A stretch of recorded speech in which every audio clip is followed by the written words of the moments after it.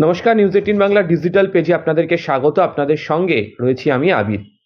যখন সংসদের অধিবেশন চলে, সেই অধিবেশনে যারা সাংসদরা রয়েছেন তারা প্রশ্নোত্তর পর্বের মধ্যে দিয়ে বা পার্লামেন্টে যে সমস্ত কেন্দ্রীয় মন্ত্রীদের অফিস রয়েছে সেখানে বা চিঠি লিখে অন্য কোনো উপায়েও তারা তাদের নিজ নিজ সংসদীয় এলাকার জন্য বিভিন্ন দাবি জানাতে পারেন। এটাই রীতি, প্রচলিত রীতি, এবং এভাবেই হয়ে আসছে।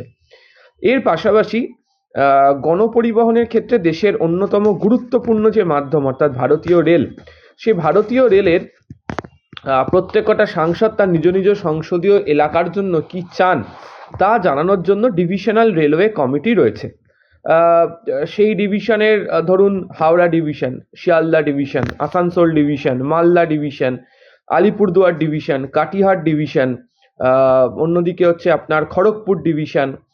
এই সমস্ত ডিভিশনগুলি রয়েছে যেগুলো আমাদের রাজ্যের সঙ্গে রেল চলাচলের ক্ষেত্রে ভীষণ রকমভাবে সম্পৃক্ত হয়ে রয়েছে। 8টা ডিভিশনও তার মধ্যে রয়েছে।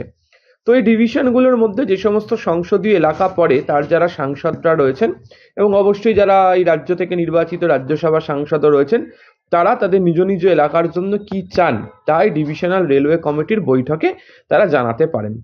তো এই ডিভিশনাল রেলওয়ে কমিটির বৈঠকে আমরা দেখছি যে একাধিক সাংসদ তাদের নিজ নিজ এলাকার জন্য দাবি করলেন।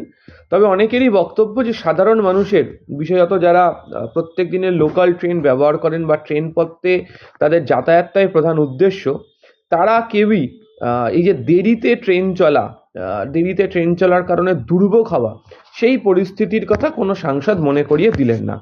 আমার কাছে একটি কাগজ রয়েছে এই বৈঠকে কে কি দাবি করেছেন তাতে আপনাকে জানিয়ে রাখি। সেটা হচ্ছে শ্রমিক ভট্টাচার্য। তিনি ভ্যাবলা এবং বসিরহাটের মধ্যে একটি রোড ওভারব্রিজ নির্মাণের দাবি জানিয়েছেন এবং এই ডিভিশনাল রেলওয়ে কমিটির যে বৈঠক হয়েছিল তার চেয়ারম্যান করা হয়েছিল সৌগত রায়কে। সেই সৌগত রায় দমদমের যে বর্তমান সাবওয়ে রয়েছে সেটাকে উন্নতির কথা বলেছেন এবং দমদম ক্যান্টনমেন্ট স্টেশনের কাছে যে স্টেশন সংলগ্ন রাস্তা তার রক্ষণাবেক্ষণের প্রয়োজনীয়তার প্রতি তিনি জোর দিয়েছেন, তিনি যেহেতু দমদমের সাংসদ। মহুয়া মৈত্র কৃষ্ণনগরের সাংসদ, তিনি বেতুয়াডাউরি স্টেশনের কাছে একটি সাবওয়ে নির্মাণ আর কৃষ্ণনগর থেকে নতুন এক্সপ্রেস ট্রেন চালু করার প্রস্তাব দিয়েছেন। হাওড়ার সাংসদ প্রসূন বন্দ্যোপাধ্যায়, তিনি বেলুর রোড স্টেশনে যে জল জমে থাকছে সেই জল জমার বিষয়টি তুলে ধরেছেন। জগন্নাথ সরকার রানাঘাটের সাংসদ, তিনি কালীনারায়ণপুর স্টেশনে একটি সংরক্ষিত টিকিট কাউন্টার এবং মোশন সেন্সিং এসকালেটর চালু করার দাবি জানিয়েছেন। আবু তাহের খান মুর্শিদাবাদের সাংসদ, তিনি আজিমগঞ্জ জংশনের কাছে একটি রোড ওভারব্রিজ এবং একটি সাবওয়ে নির্মাণ, বেলডাঙ্গা স্টেশনের কাছে একটি ফুট ওভারব্রিজ নির্মাণ এবং শিয়ালদা লালগোড়ার রাতের যে প্যাসেঞ্জার ট্রেন চলে সেখানে ট্রেনে AC 2 tyre, AC 3 tyre coach যুক্ত করার জন্য অনুরোধ করেছেন।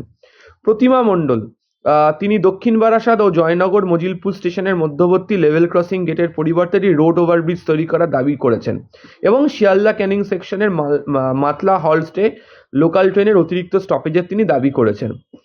বর্ধমানে সাংসদ শর্মিলা সরকার, তিনি কাটোয়া ও বর্ধমান এবং ব্যান্ডেল ও আজিমগঞ্জের মধ্যে অতিরিক্ত ট্রেন পরিষেবা চালু করার পাশাপাশি কাটোয়ায় একটি রোড ওভারব্রিজ তৈরি করার দাবি তিনি করেছেন।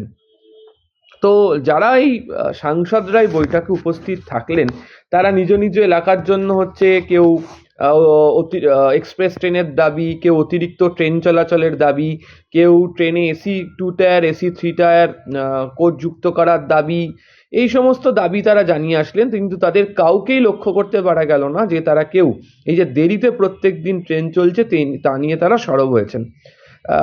এরই মাঝে অবশ্য ইন্টারেস্টিং, কীর্তি আজাদ, তিনি বৈঠকের মাঝে যে নেম প্লেট থাকে সেখানে সাংসদদের নাম, রেলের অফিসারদের নাম ইংরাজি এবং হিন্দিতে লেখা ছিল, তিনি সেখানে দাবি করেছেন এটি বাংলাতেও লেখা থাক, সে ব্যাপারে তিনি অনুরোধ করেছেন। যাই হোক, এটা রেল সম্পর্কিত কোনো ইস্যু নয়। তবে নিজ নিজ এলাকার জন্য যেহেতু দাবি করছেন, ফলে অনেকেই বলছেন যে রেল যেহেতু এখন সংসদদের এই সমস্ত দাবি বিষয় নিয়ে তারা আলোচনা করে এগোয়, এক্ষেত্রে কোনো ব্যবস্থা গ্রহণ করা হতে পারে। তবে যাত্রীদের মধ্যে প্রশ্ন অবশ্যই জাগছে যে দেরিতে ট্রেন চলার বিষয় নিয়ে তারা সরব হলে বোধহয় যাত্রীদেরই সুবিধা হতো। আরও খবর এবং আরও তথ্যের জন্য নজরে রাখুন নিউজ 18 বাংলার ডিজিটাল পেজ। আর আপনারা তো জানেনই 17 তারিখ এবং 18 তারিখ এই রাজ্য থেকে একাধিক ট্রেন পরিষেবার উদ্বোধন করতে চলেছেন প্রধানমন্ত্রী নরেন্দ্র মোদী। তার মধ্যে বন্দে ভারত স্লিপার দেশের মধ্যে প্রথম সেটিও থাকছে, সেদিকেও আমাদের নজর থাকবে। আর অন্যান্য খবর এবং তথ্যের জন্য নিউজ 18 বাংলা ডিজিটাল পেজ এবং চ্যানেলে নজর রাখুন। আপাতত ধন্যবাদ, শুভ সকাল।